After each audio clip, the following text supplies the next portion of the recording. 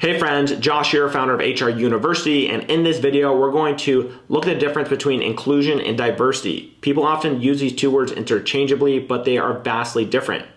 Let's go ahead and get to the bottom of it. But before we do so, make sure to like this video and subscribe to the channel so you can get all the great HR content from HR University.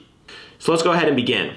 What is inclusion? Inclusion is promoting equality by providing everyone with equal opportunities and resources. The aim of inclusion is to embrace all people, irrespective of race, gender, disability, medical, or other need. It's about giving equal access and opportunities and getting rid of discrimination and intolerance. When you're an owner of a business that is growing by the minute, you go through tons of interviews and meet all kinds of people. Of course, it's impossible to judge someone's personality based on one interaction. So often you'll hire someone without being aware of their potential. All you know is that their resume looked great and you'd love to have them chip in on the workload. However, it's essential to note that just because all your employees are talented and experienced, it doesn't mean they feel like they contribute enough. And to be more specific, sometimes you'll give one employee more tasks than the rest, which may make the rest of your staff feel less competent. A Forbes statistic shows that equality and inclusiveness boosts employee productivity 4.6 times. Now that we've learned why inclusion is a driving force of success, let's see how we can implement it in our business model. First thing you need to ensure is to create company policies that cater to your staff. Policies in the workplace go a long way toward fostering inclusion. Here are some important ideas that struck me as policies that you can use, which are allow employees to take days off for cultural and religious holidays, even if you don't celebrate them yourself. Try to provide employees with flexible work hours. This means your employees can take paid sick days or take prolonged breaks due to family emergencies. And remote working has also become a big thing in corporate work. So allow employees to work from home if necessary. And you should also offer reimbursement plans for trips, particularly for employees who don't own a vehicle. And when speaking to or about a hire, don't assume their pronouns. Notice how I came up with many different policies that would include a diverse group of people. You should do the same. We talked about policies to ensure inclusion, fostering in your organization, but it's still not possible until and unless you make it a standard practice for people in management positions to be inclusive. So invest time and resources to prepare those in leadership positions for the job of inclusion and provide them with the help and support they need to foster this practice. You may even include this as a must-have in job listings.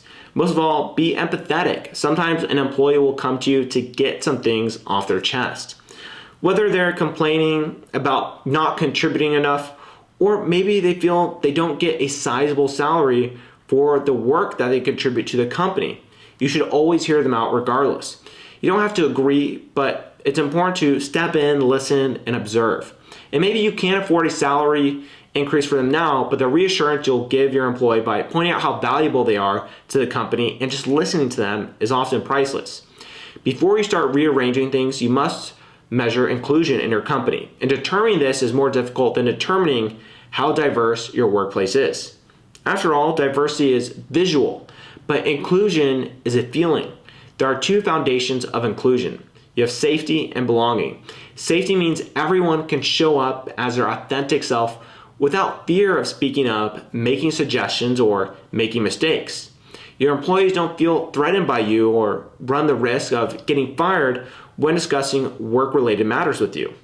And true inclusion needs a sense of belonging as well. Feeling like you belong means that you believe you bring valuable skills and knowledge to the team. It also means your leader and coworkers consider you a necessary part of the group. A study suggests that 1 out of 4 employees feels unwelcome in the workplace. This means your employees have a shattered sense of belonging and may be on the brink of leaving and really hurting your employee retention rate. Thus, analyzing these two pillars of inclusion within your workplace is crucial. The simplest way to do this is through employee feedback. In fact, when's the last time you spoke to employees about their struggles or conducted a survey on employee happiness? If you've never done this before, it's time. You can create your own questionnaire and ask how satisfied the staff is with interpersonal relationships, whether they feel like they make an actual difference, and what they change about the company culture. Leaders can use the survey results to create a baseline measure of how employees view the organization and workplace and what they expect from it. This helps CEOs and managers mitigate any inconsistencies among staff members and eliminate toxic work patterns. And now that we've talked about inclusion and its importance in the workplace, let's discuss a bit about diversity. Diversity is all about having many different types of people in your company, individuals of different gender, ethnicity, religion, and more. All this brings more diversity to the workplace, but why should you care about employing both men and women, for example? Why should your employees come from many social backgrounds? Well, in fact, it's pretty simple. According to a Boston Consulting Group survey, organizations with more diverse management teams generate 19% more income from innovation. Another research shows that organizations with more ethnically diverse executive teams are 33% more likely to exceed their rivals on profitability. Similarly, organizations with more gender diversity were more successful than companies with fewer women in senior positions. To conclude here, CEOs and managers who don't diversify their business operations or just simply employ people like themselves, they end up missing out on income and growth prospects. And there are many ways to make your office more minority friendly. And let me discuss with you a few ideas to consider that will help you polish your company policies. The first one is you should always try to focus on inclusive recruitment. Typically, companies form recruitment teams so that one recruiter is solely responsible for networking and creating relationships. However, this isn't the most successful technique for driving company-wide change. Instead, you must take a unique approach to diversity recruitment rather than delegating it to just one person in your department. Collaborative, team-based thinking is the foundation for promoting diversity in the workplace. And you should post job ads that welcome diversity. If your goal is to even out the percentage of men and women working at your company, then pay special attention to your job listings. A LinkedIn statistic shows that men are 13% more likely to apply for a job than women based on its description.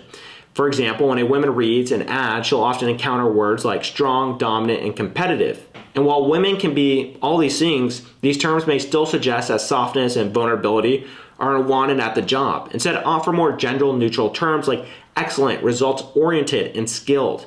Trust me, the results are astonishing, and it really does make a difference. You should also hire culturally inclusive leaders. Marginalized groups of people like women or people of color are more likely to work efficiently if they have someone similar to look up to. If your HR rep or another department leader at your company is a woman of color, for example, that will impact your female non-white staff. They'll realize that similar opportunities aren't out of reach for them too.